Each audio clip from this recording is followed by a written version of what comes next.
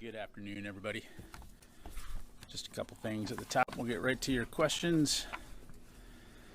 So, as you are aware, DoD announced in January that the United States would be providing 31 M1 Abrams tanks to Ukraine under the Ukraine Security Assistance Initiative with the intent of providing the M1A2 variant.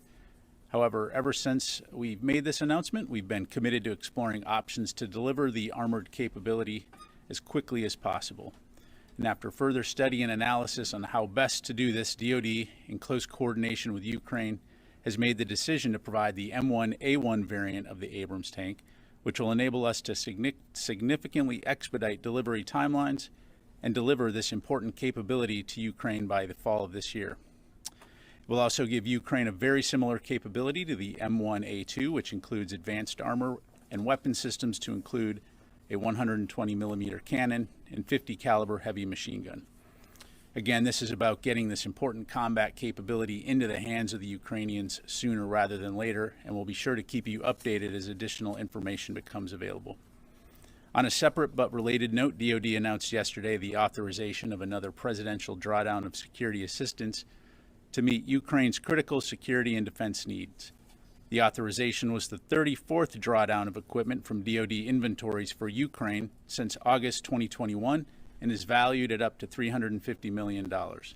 This security package included ammunition for high-mobility artillery rocket systems, additional 155 millimeter artillery rounds, 25 millimeter ammunition, mortar rounds, small arms, and various additional capabilities. The full details of this security package and the current fact sheet can be found on defense.gov.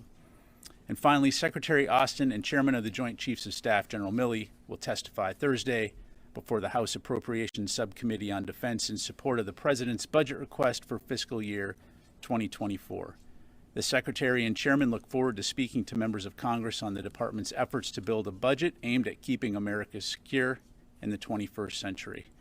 As Secretary Austin will highlight, this is a strategy-driven budget that will help the Department continue to implement our 2022 National Defense Strategy and the President's National Security Strategy. And with that, I'm happy to take your questions. We'll go to Reuters first today. Idris. You said the change in tanks would significantly expedite the timeline. What was the original timeline, and how much faster are they going to move? And then I have a separate question. Yeah, great, Idris. So we never got into the specifics other than to say we were projecting it would be probably over a year or so before we would have been able to deliver that A2 variant. And so, again, this approach will allow us to get that combat capability to them quicker. And then separately, have you seen the Russians pick up any pieces of the downed drone in the Black Sea? And secondly, Britain today said that they were going to send munitions with depleted uranium. Is the U.S. sending any munitions with depleted uranium to Ukraine? Yeah, so on your latter question, not to my knowledge, we are not. As far as the Russians go and the MQ-9, again, we had seen press reports that they may have picked up some surface debris. We can't corroborate those reports. To the best of our knowledge, as I've mentioned previously, it's our estimation that the MQ-9, when it crashed, went very deep and has not been recovered. Okay, let me go ahead and go over to Tony. A little bit more. Can we walk through the details of the tank a little bit more?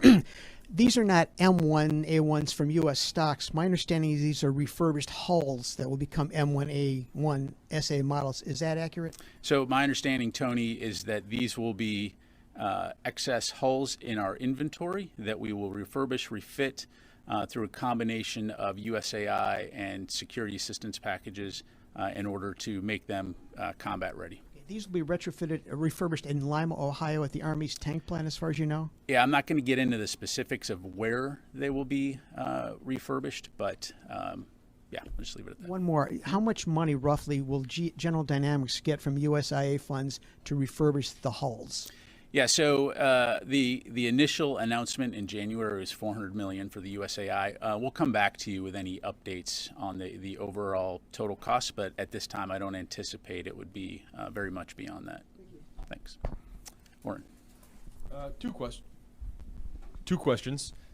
Back when the tanks announcement was made in January, your colleague Sabrina Singh had said the U.S. doesn't have these tanks available in U.S. stocks. What changed? Did the U.S. find more in stocks that you have these in excess? And the second question relates to the MQ-9 encounter with the Russians last week. The U.S. has resumed drone operations over the Black Sea since then, but has there been any change or adjustment to those operations that you can speak to? Yeah, thanks, Oren. So really, what to put that into context, what we were talking about at the time was whether or not we had M1A1s that were going to roll off, or M1s in general are going to roll off the line, ready to go forward. So we're talking about a different thing here, right? We're talking about refitting, refurbishing these hulls to make them ready on a quicker timeline for Ukraine. As far as Black Sea operations go, you are correct. We are continuing to conduct operations over the Black Sea, flying in international airspace in accordance with international law, wherever it will allow us to do so. I'm not going to, for operation security reasons, not going to get into the specifics of routes, missions, timelines, and things like that, but we are continuing to conduct those operations. Qasim. General, thank you. I have a few questions from last week. Your partner SDF made a statement that 2 of their helicopters carrying their members to northern Iraq crashed in northern Iraq. And the statement said they were on a training exchange mission. What role did U.S. military play in this so-called exchange of training in northern Iraq? And also, were any of the funds provided by the United States used in that mission? Yeah, thanks. I know we talked about this earlier, but I'm happy to answer it again here in front of your colleagues. So again, the United States had nothing, no participation whatsoever in the SDF helicopter flights. As you know, the SDF is its own force. They conduct their own operations. We do partner with the SDF on defeat ISIS operations regularly. But again, there was no U.S. or coalition involvement in the helicopter incident, nor do we have any knowledge either before that mission took place. Just a follow-up on that. So you say you don't have any knowledge and you were not involved, but United States is training this force. United States is equipping this force. How confident are you that these capabilities provided by the United States, the funds provided by the United States, are not going to be used by this group against your NATO ally Turkey in the future? Again, the SDF has been a very valuable partner in confronting ISIS, and will continue to partner with SDF to confront and defeat ISIS in an enduring way. We train a lot of forces around the world, many of which conduct their own operations. But again, in this case, we will, again, we had no involvement, no participation. I'm not sure how else you'd like me to say that, other than just to keep repeating. I'm just wondering if you have any concerns, or how confident are you that this group getting into Iraq, coming back into Syria, and is being trained? Yeah, I'll allow the SDF to speak for themselves, but thanks, Qasim. Liz? So on Russia's claim that it intercepted 2 B-52 bombers in the Baltic Sea today, the U.S. has pushed back against that language.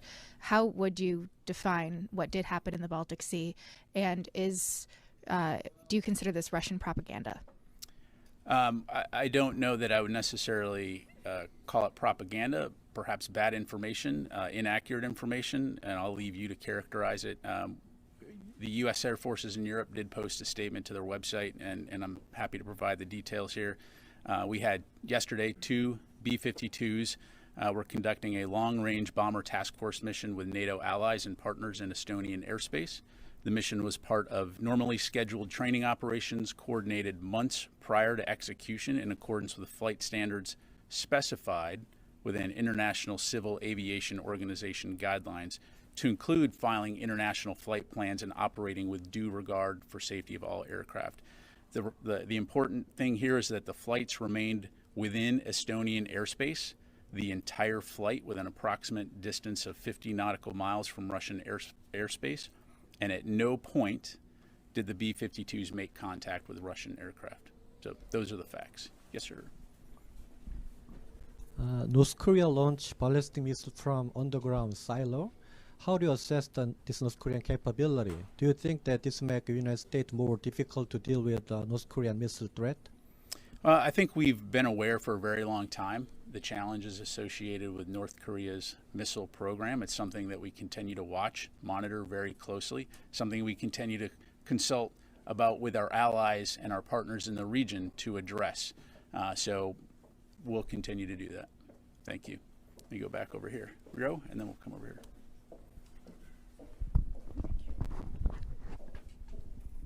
Thank you very much. I have two questions. First, the secretary had a phone call with his Philippine counterpart yesterday. Then this is the second phone call between them over the last 1 month. Does the secretary have any particular concerns about what's going on around the Philippines today, particularly the Chinese behavior in the South China Sea? Yeah, thanks, Ro. So first of all, the most important thing is, as emphasized in the readout, the Secretary, as does the Department of Defense, very much appreciates the relationship that we have with our Philippine allies. And so use this as an opportunity to, again, reaffirm our unwavering alliance commitment to the Philippines. As the readout highlighted, he did express concerns about recent Chinese activity, in particular the lasing incident, which was highlighted in the readout. And so, again, our focus is on continuing to work with the Philippines and other allies and partners in the region to ensure that the Indo-Pacific stays free, open, secure, and stable. Thank you. Thank you. Separately, the Japanese Prime Minister Kishida made a surprise visit to Ukraine today. Then how much do you think that support from Asian countries like Japan could matter to stop Russian invasion and more broadly to maintain the rule-based international order? Yeah, so I obviously won't speak for Japan, but I do think, broadly speaking, this is again demonstrative of the international community's support for Ukraine and demonstrating that the kinds of activities Russia has taken in terms of invading its peaceful sovereign neighbor is unacceptable. And so you've heard other leaders, to include Secretary Austin, talk about the impact of the international rules-based order on keeping the peace, most notably to include in the Indo-Pacific region. So I do think it is significant, and we do continue to appreciate Japan and other countries' support for Ukraine when it comes to securing an international rules-based order. Thank you. We'll go back here and then up here. So China and Russia have recently pledged strategic support and are trying to kind of establish a new multipolar world order. Is the military doing anything to prevent further aggression from other democratic nations? Absolutely. If you look at our national defense strategy, I mean, that's squarely what it's focused on, highlighting that we consider China to be the pacing challenge and that Russia is an acute threat. And that strategy does address the relationship between China and Russia and what we're going to do to protect the American people, to protect our national security interests, deter aggression, and ideally work with our international partners and allies to ensure that the world does remain stable under an international rules-based order. And if I could do one quick follow-up, the jets have recently been promised by Poland and Slovakia. What factors are going into your guys' consideration as to whether the U.S. would provide them? Yeah, so as you have heard us say, we don't have anything to announce at this point in terms of fighter jets. We certainly welcome countries providing security assistance to Ukraine in their fight. And so I'll just leave it at that. Thank you. Yes, sir. Thank you, General. It's a follow-up on one of the subjects that you've just spoken to. It's the helicopter incident in northeast Syria and northern Iraq. It's just trying to understand, because I'm really struggling to understand the fact that the United States didn't have any information at all about these helicopter flights that are taking off from northeast Syria, where there's a US base with about 1,000 troops that we just heard last week from from Mr. Milley as well. Is it really the case that the United States didn't know these helicopter flights that were, in the vicinity of a massive US base in the region. Is that the case, sir? So first of all, again, just to put things into perspective, on any given day, we're monitoring a lot of different activities around the world. And I'm not going to get into what specific operations outside of U.S. coalition operations that we may or may not be monitoring. My response to Qasim's question was that the United States was not involved in any helicopter operations or SD operations, cross-border operations. And my understanding is it was a training mission. But again, I'd have to refer you to the SDF to talk about their operations. Because we also heard last week, for example, the Russian unsafe and irresponsible flights also over the US base in northeast Syria. So the United States is very well aware of all the activities in the vicinity. So I understand that the US may or may not be involved, but it's just the optics of it. You didn't have any idea. I'm just trying to verify I said that the U.S. did not have any involvement with the operation. Thank you, General. I'm choosing my words very specifically there. We'll go to Tom and then Joe. Thanks, sir. On that phrase, choosing your words very specifically, it's perfect. When you responded to Roe about his question about the Philippines, you described the U.S. support for the Philippines as unwavering alliance commitment. That's not a phrase we often hear. Usually it's rock solid or ironclad. Is there a difference in nuance in that because it's a newer relationship with the Philippines? Well, we have had a very long-standing relationship with the Philippines, and it is rock solid and ironclad. Thank you. Let me go to Joe. And unwavering. Thanks, Pat.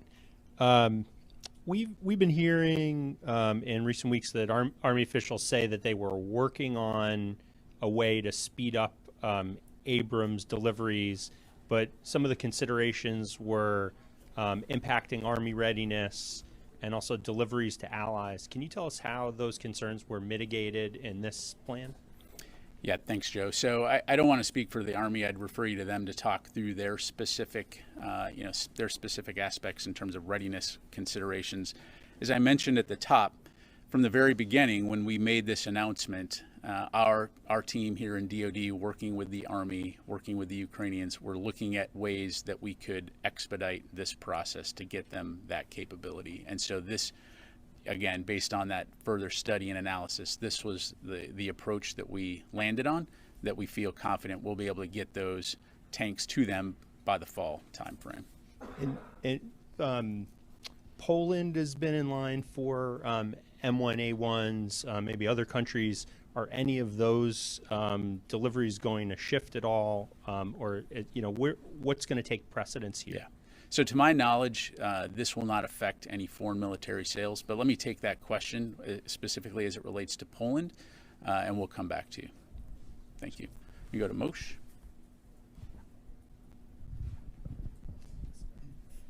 Thanks. One quick question on out of Fort Sill. There's been reporting that U.S. Patriot systems are going to be deployed to Ukraine faster than originally planned. I was wondering, could you confirm that or provide any more details? Yeah, thanks, Moshe. So for operation security reasons, I'm not going to get into delivery timelines other than to say we're confident that we'll be able to get the Patriots there on a expedited timeline. I'll just leave it at that. And would that be ahead of the spring offensive?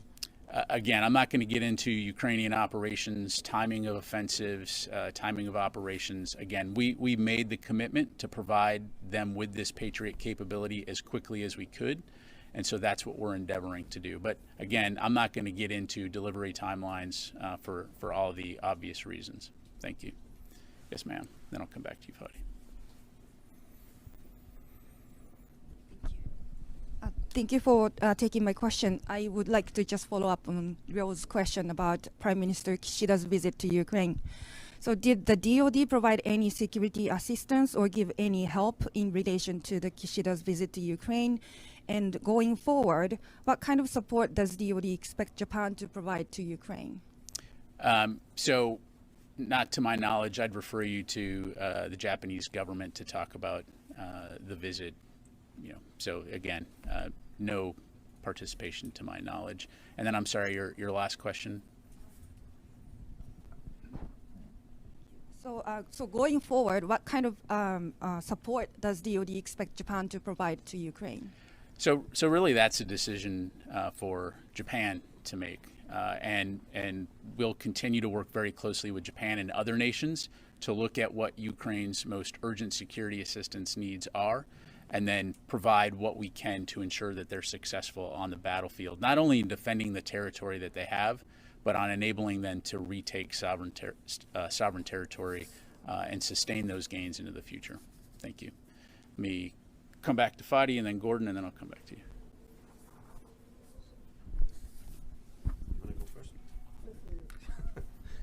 Thank you, General. So two questions on the Abrams. First, the SA variant.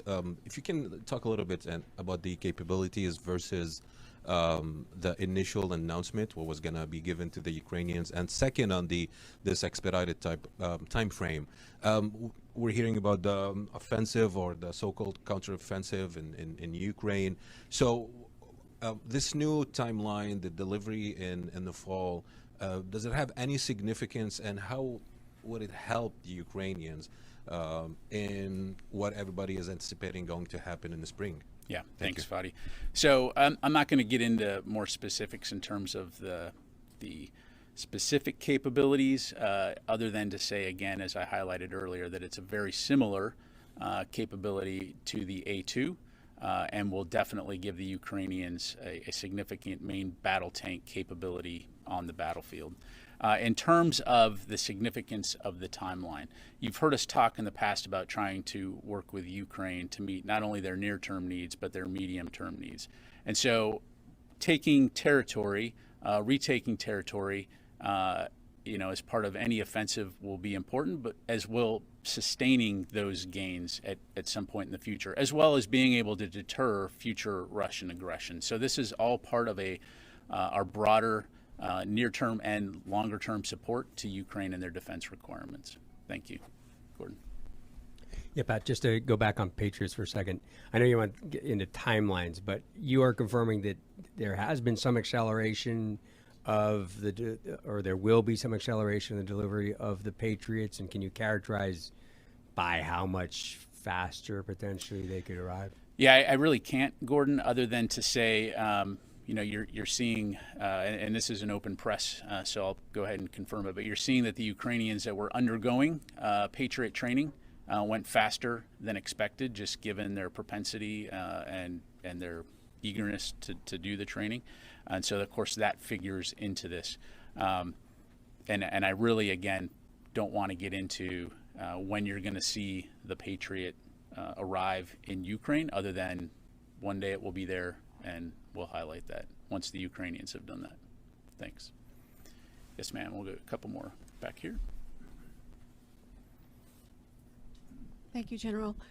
So just to follow up on the question about Prime Minister Kishida's visit to Ukraine, can you speak at all about whether the U.S. is planning to coordinate through NATO with Japan for any exercises or additional actions to assist Ukraine? Well, again, so let me just kind of break that apart. So first of all, I'm not going to speak for NATO in terms of what the NATO alliance may do as it relates to Japan. From a U.S.-Japan standpoint, clearly we do conduct exercises with Japan in the Indo-Pacific region.